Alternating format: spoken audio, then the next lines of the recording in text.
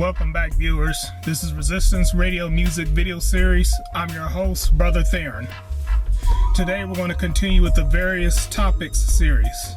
Today's topic is going to be honesty. For some reason I was just thinking about dishonesty and honesty, and that word came to mind, so I thought I'd do a video and talk about the topic of honesty. Honesty means different things to different people. Some people's idea of honesty is being truthful with whoever's in their life that they're accountable to all the time. For other people, honesty means being truthful most of the time, but being dishonest about certain things. And then for other people, honesty is just being what they call being real and just being honest occasionally. The dictionary says that honesty is a noun, the quality or fact of being honest, uprightness, and fairness. Other synonyms are truthfulness, sincerity or frankness, and freedom from deceit or fraud. That last one I want you to take a second and think about, being in a state of having freedom from deceit or fraud. I would say that mental health problems and childhood trauma can affect or even prevent someone from being honest and dealing honestly with other people. Alternatively, having a secure and healthy, God-fearing upbringing and good mental health can help a person be more honest. When I say God-fearing, I'm speaking to the people that believe in God. And as for the people that don't believe in God, that are atheists, I would say nature-fearing, or having a, having an understanding of how nature works and how things in nature works. So just to sum it up, I think people that have mental health and emotional health issues struggle with honesty because they're trying to protect themselves from being hurt, and may even be trying to protect others that they love from being hurt, and that can factor into how honest or how dishonest they are.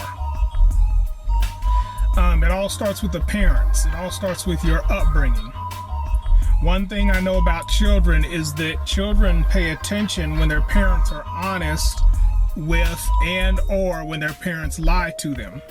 The child may not even say anything, but the child becomes very aware because they're sensitive of when their parents are being honest with them and when their parents are being dishonest with them. I think family members need the confidence and security and reassurance that comes from genuine, true honesty. I think when it's put into practice while they're young and still small, for example, I think parents should give rewards and gifts to their children when they're honest with them. And also, I believe that parents should have consequences and discipline their children when they're dishonest. I talked in another video about being a disciplinary type parent. You need to discipline your children. That will help them as they get older when they're going to be honest or dishonest, and how it's going to affect them as they get older. Parents are going to have to work harder and pay attention and be consistent with their work for it to work. So parents, if you're going to be honest with your children, you have to be honest all the time. As ridiculous as that might sound, you have to say this to parents. Parents have to be consistent. They can't change up being honest and dishonest because it doesn't give your kid any security. It doesn't make the child feel better about being your child or being a child, and it's certainly not going to help them when they grow up to be older. So honesty truly is the best policy. This next part goes out to people that are suffering because someone in the past was dishonest with them or not entirely honest with them. People that are suffering from a situation like that, you need to listen up. If someone's been dishonest with you during your childhood or your teenage years, it's even more important for you to forgive, heal, and be more honest with others. I talked about forgiveness and apology and healing in my first video. So go and refer back to that so you can understand the 5 steps that come with apologizing, forgiving, and healing from a hurt. Again, those that are suffering from past hurts and someone being dishonest with you, pay attention to this part. If you believe that being dishonest with other innocent people will help you get even with that past offender, you'll only make your own pain worse and hurt others.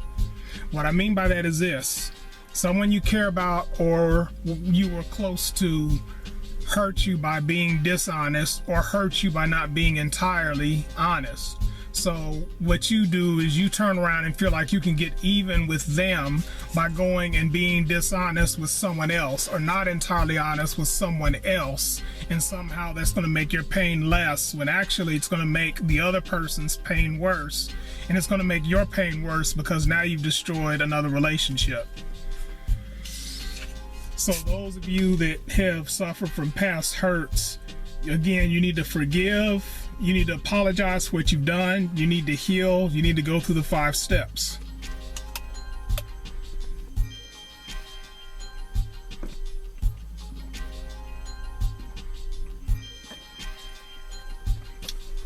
Today it's A&W root beer. Again, my favorite drink's Pepsi, but I felt like having a root beer today.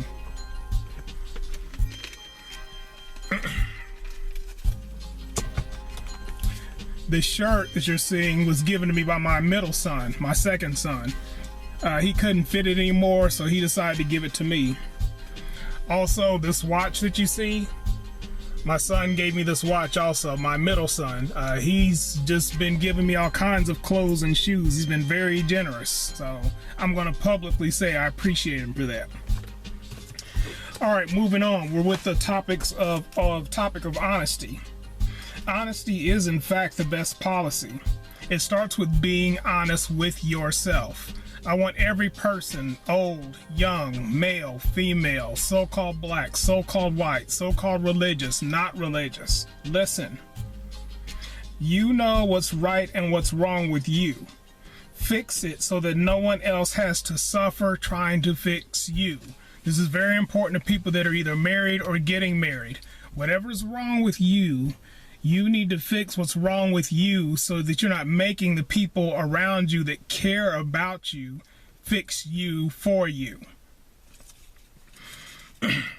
Here's another side note on honesty. Listen up, folks. Businessmen and businesswomen, take note. You will be less, L-E-S-S, less successful if and when you're 100% honest about your product. So what I'm telling you is, when you're in sales, when you're in a business, when you're some type of entrepreneur, I would advise you to not be 100% honest with your customers all the time. This is just the way it is, especially in the Western corporate world. Those of us that live in the United States live in what's called a corporate world. If you look up the word corporate, the root word of corporate is corpus, C-O-R-P-U-S. Corpus means dead entity. When I say dead entity, it means every corporation exists only on paper. It doesn't exist in what we call real life. These trees, these houses, these vehicles, these tree limbs, the grass, the clouds, the birds, this is the real world.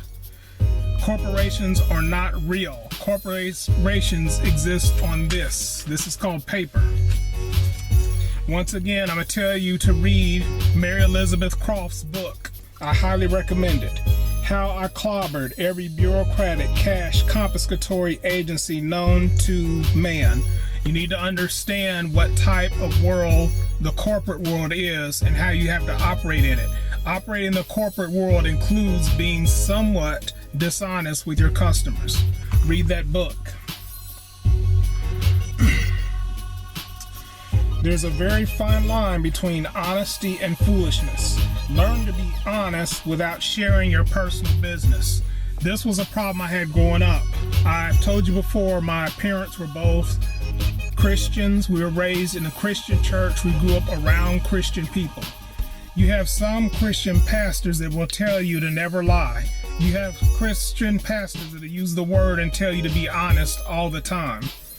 That doesn't mean to share your personal business. But again, this was something I had to learn the hard way. Unfortunately, I was raised around Christians who caused me to learn things the hard way. If I'd been reading the scriptures the way I was supposed to be and the way they're supposed to teach me to, a lot of things wouldn't have happened to me, including the side effects and problems and consequences that came with being honest all the time.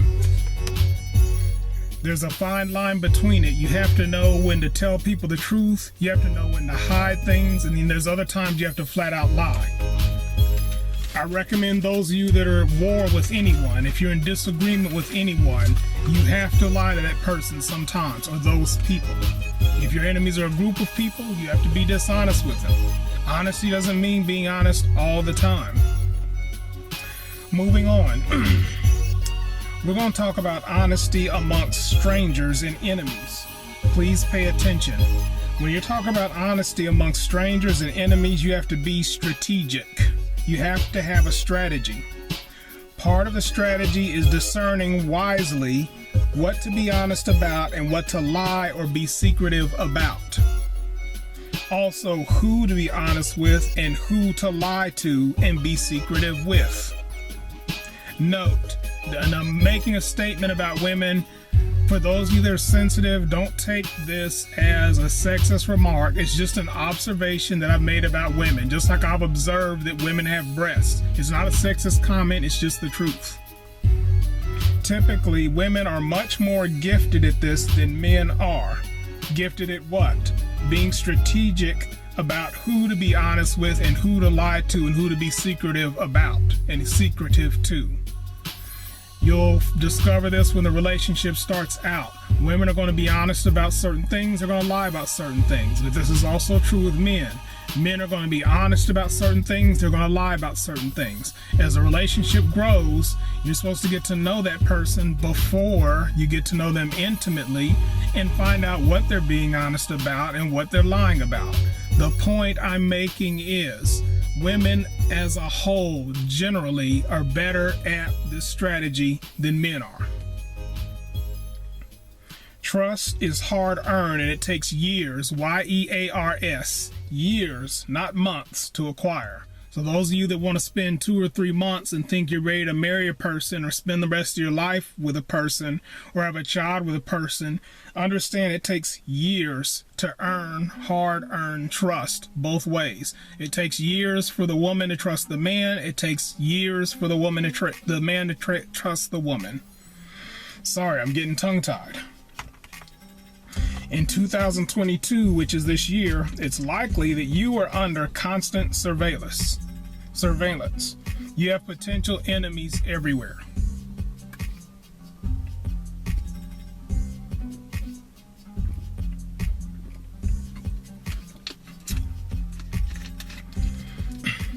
Understand when you're having a conversation with anyone, I don't care where you are, if there is an electronic device nearby, it's most likely your conversation is being recorded and filmed. Whether it's a cell phone, a tablet, a laptop, a television set, a camera. Almost every electronic device that's been manufactured in these last 20-something years since 9/11 could potentially be a recording device. So when we're talking about honesty and dishonesty, keep that in mind during your conversations with anyone. I don't care who it is. You have potential enemies everywhere, including your own family, household, and relationships. There are a myriad of appropriate times to lie and keep secrets while being honest and transparent. Let me explain that. Okay, you've known a person a couple of years, they've known you a couple of years. They should know by now how you roll. They should know how you operate. They should know how you think, at least after several years. If you're spending time with this person consistently, after several years, you should know how they operate. You should know that there's opportunities they have to lie to you and there's opportunities for them to be honest with you. A wise man, a wise woman will be private about certain things and keep certain things secret. So if you're getting to know this person or you're working with this person, you should know that about that person and respect that, as long as it's not affecting what you have in common. What I mean by what you have in common is if y'all have children together, or if y'all running a business together, or if y'all own property together, or if y'all are in ministry together, or if y'all in some type of club or organization together, there is a requirement for you to be honest to an extent, at least as far as your common interest goes. We'll use ministry, for example.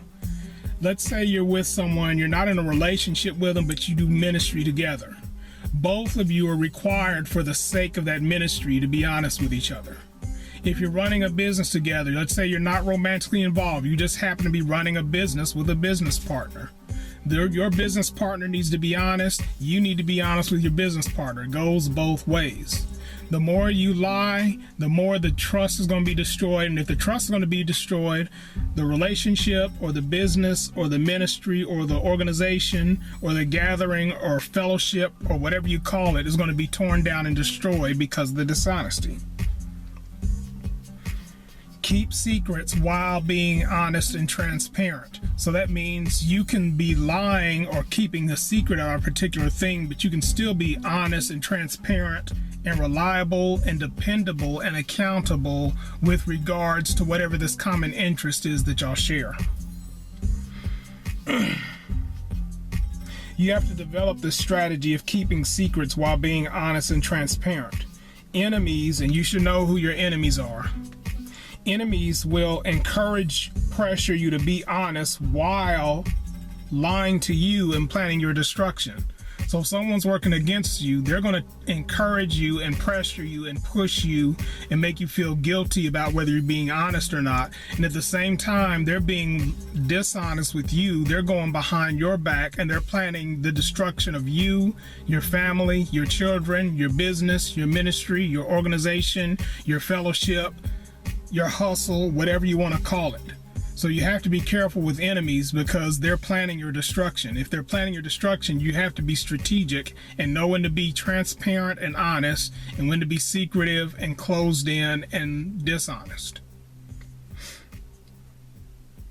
Women are also gifted at this tactic in the battle of the sexes. And again, Brother Theron is not a sexist, but I'm well aware of the fact that relationships literally are a battle of the sexes. Men are trying to get a one-up on the woman's trying to get one-up on the man, the husband's trying to get ahead over the wife's trying to get ahead over the husband. Men, I'm telling you, women are better at this than men are. Be patient by listening to what people say, then watch what they do or avoid doing. So not only do you have to watch what people do after they say something, you have to also watch closely what they avoid doing, what they refuse to do. When they say they're sick or they're tired or not feeling well and they're not motivated to do a particular thing, that's when you need to pay close attention. Let's see, discussing honesty with loyalty. Honesty and loyalty are inseparable. In a relationship, if you and your partner are truly loyal to each other, you must be honest with each other. There's very little wiggle room. There's very little grounds to work outside of it. If you're honest, you're loyal. If you're loyal, you're honest. The two go together. If you're honest with your husband, you're loyal to your husband. If you're honest with your wife, you're loyal to your wife. If you're loyal to your wife, you're honest with your wife. If you're loyal to your husband, you're honest with your husband. Same applies to the children. Now, children are going to lie to you, but you have to keep in mind the fact they are children. And as parents with an S, it's your responsibility, both of you, to raise your children to be honest children.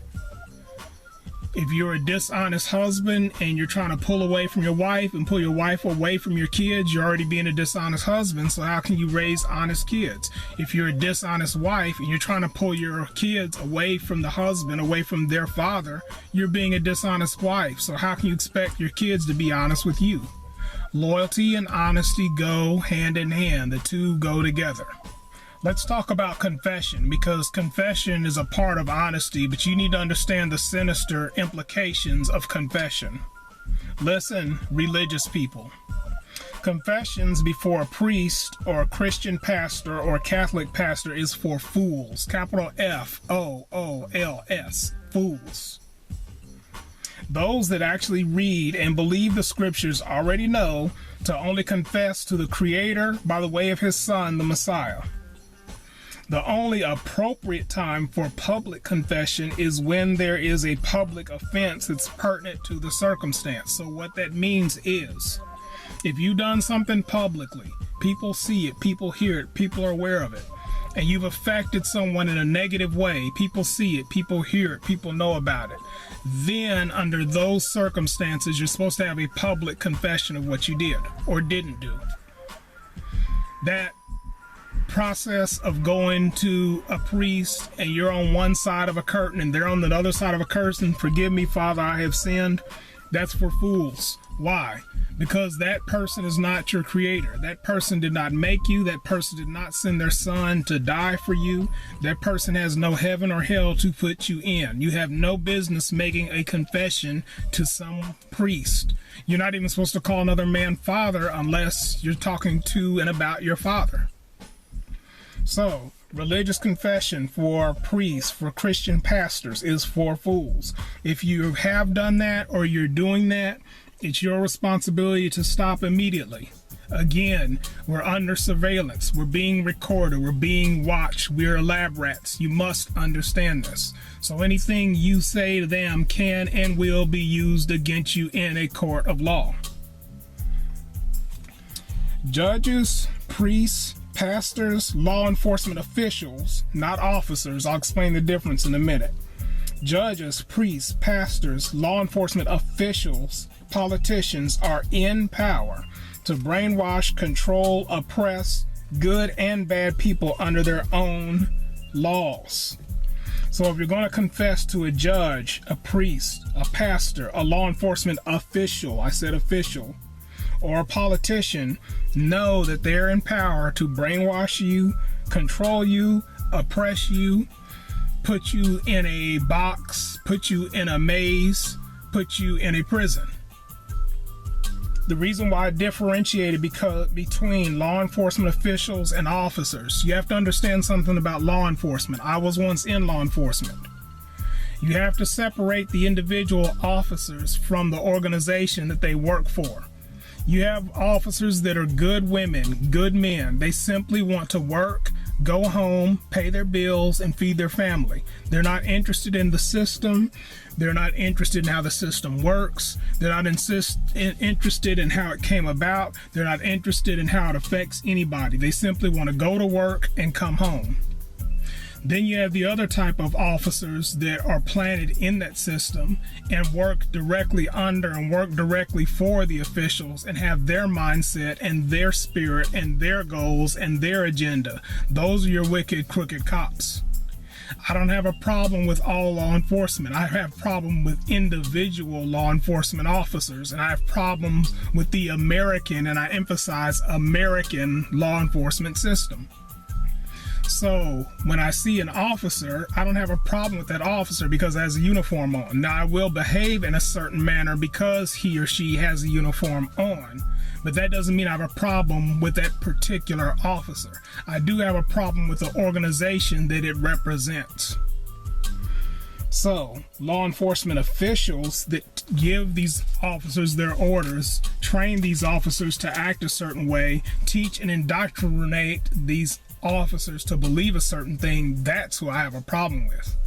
So you police officers and corrections officers that are watching, I don't have a problem with you. I have a problem with the history of the American law enforcement system. Since you're a part of that system, I again don't have a problem with you, but I have a problem with the system that you represent. So if I act a certain way, it's because I have a problem with that system. I know we're talking about honesty, but I had to mention this because judges, priests, pastors, law enforcement officials, and politicians will use your honesty against you. So at that point, be strategic and decide what you're going to be honest about and what you're going to be dishonest about. Again, like I said, honesty and loyalty are inseparable. The two go together. If you're loyal to someone, you're honest with someone. If you're honest with someone, you're loyal to someone. Okay, let's talk about honesty in court. There are two types of courts: criminal for felonies and serious offenses, and civil for misdemeanors and minor offenses. If possible, and I emphasize if possible, avoid going to court at all.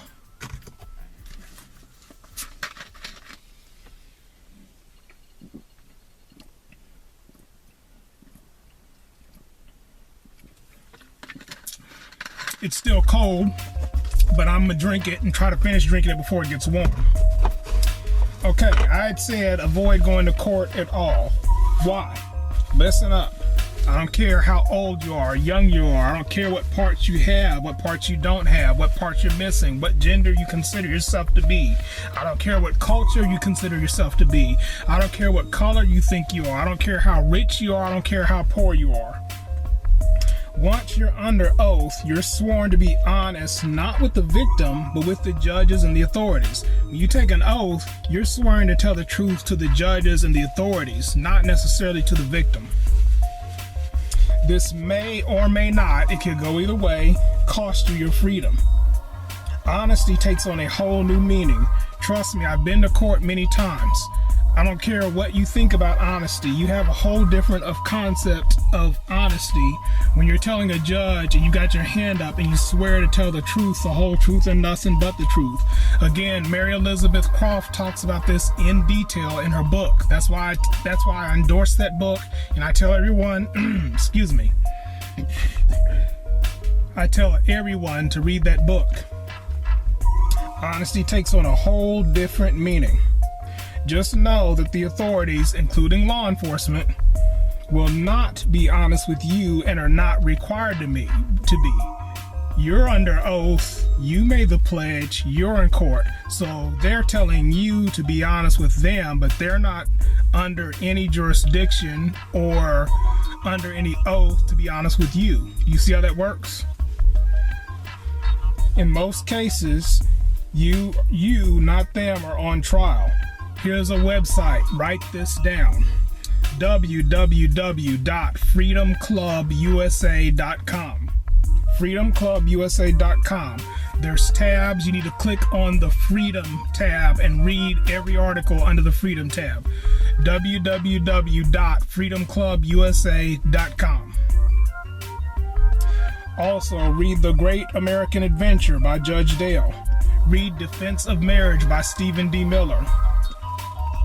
You need to understand what a stenographer is. If you've never been to court, a stenographer is a public records documenter. While you're talking, everything that's said in court by the judge, the defense, the prosecution, the attorneys, the victims, whoever, anybody that goes on that stand, anyone that's near that stand, the stenographer is typing every single word for public record. So again, honesty takes on a different meaning at that point because, again, whatever you say, whether it's the truth or a lie, it's being recorded and it will be used either in your favor or against you.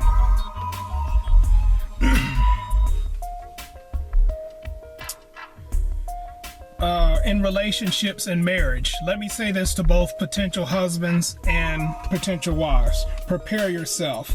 They will be dishonest with you, and you will be dishonest with them.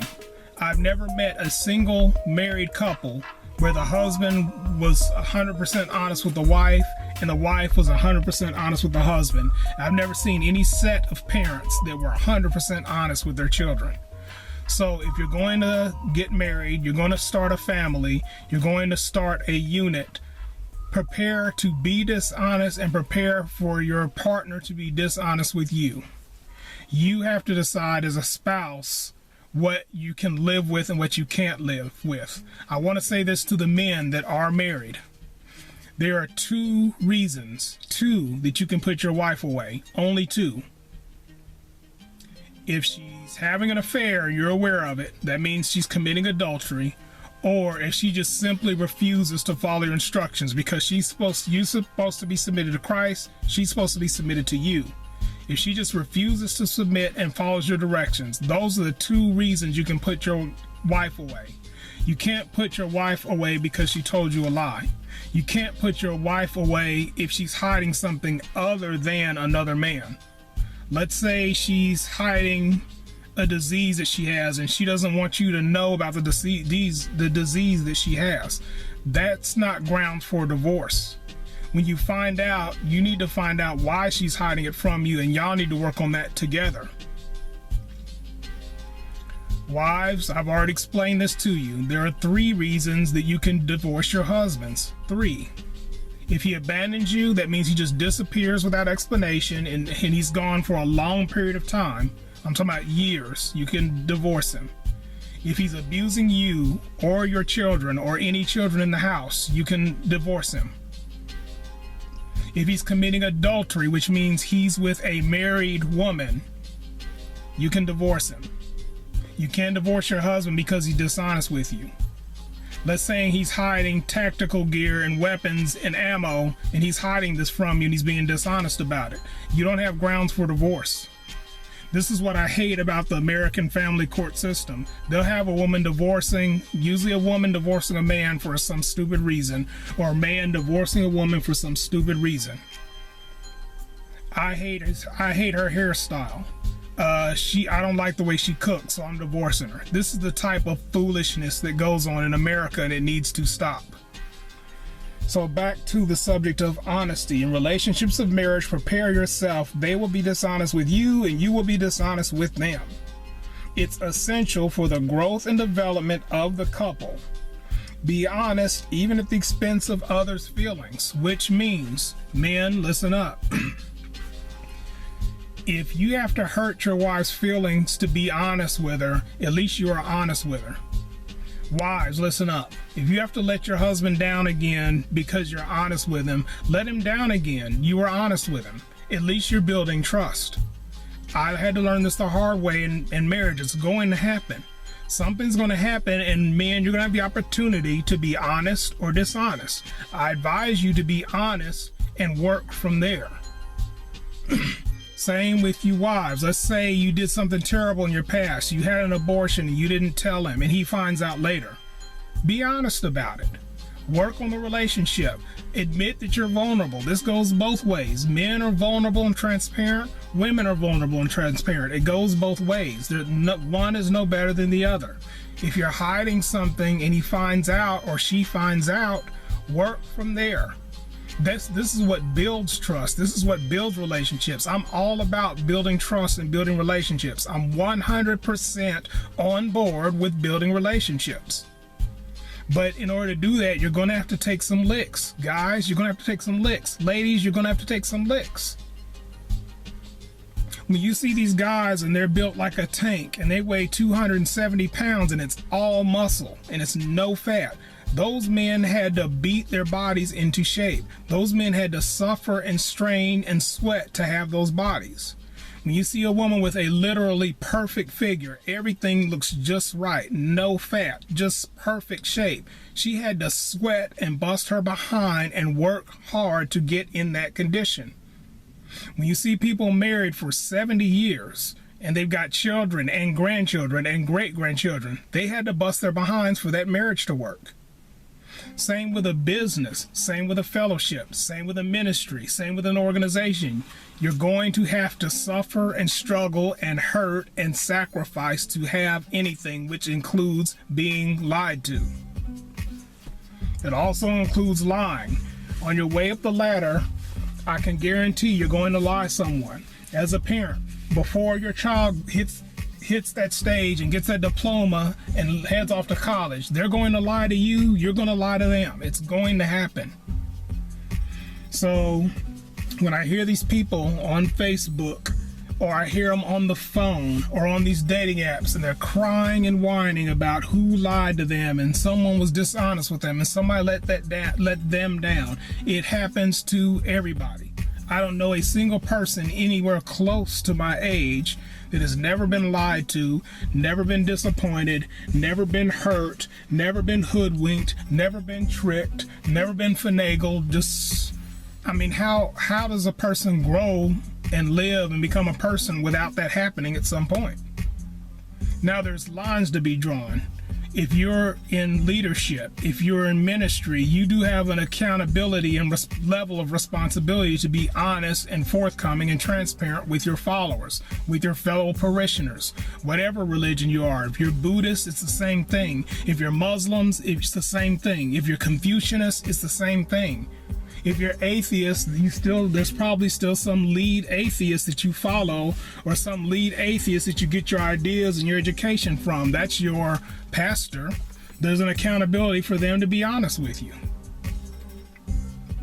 Kids that are watching, you lie to your parents, it's just going to get harder. You hide things from your parents, it's just going to get harder. And then when you leave home and you're going to a job, or you're on the college and you have to deal with the dean of students and the professors, or you go off to the military and you have to deal with the sergeants and the lieutenants and the colonels, it's the same thing. You lie, it's just going to be harder. It doesn't get easier, it doesn't get better. When you're honest, it does get better. That's the encouraging thing that I can tell you about honesty. When you're honest with someone that cares about you, when you're honest with people that are trying to buy things for you and do things for you, when you're honest about people that are honest to people that are close to you, you're honest to people that care about you, things get better. Did I say it was going to be perfect? No. Things get better. So that sums it up. Like I said, the consequences of lying are always catastrophic. You don't see them coming, but I can tell you, when you have an opportunity, when you're at that crossroads of being either honest or dishonest, try to close your eyes and use your imagination and find out what could happen to you, or what could happen for you if you're honest versus if you're dishonest.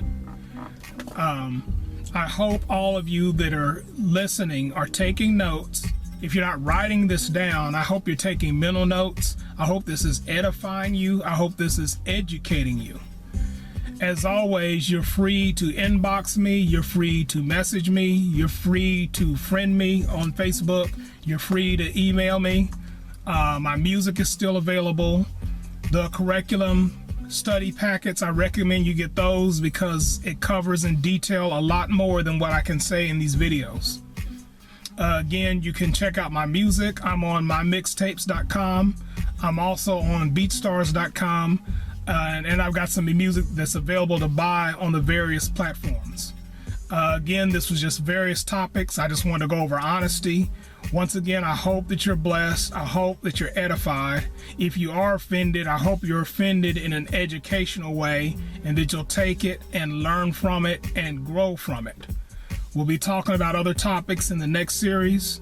I hope for now, if you like this video, that you would like, that you would share, that you would comment, that you would subscribe, and you can donate at paypal.me//Ramanomaly.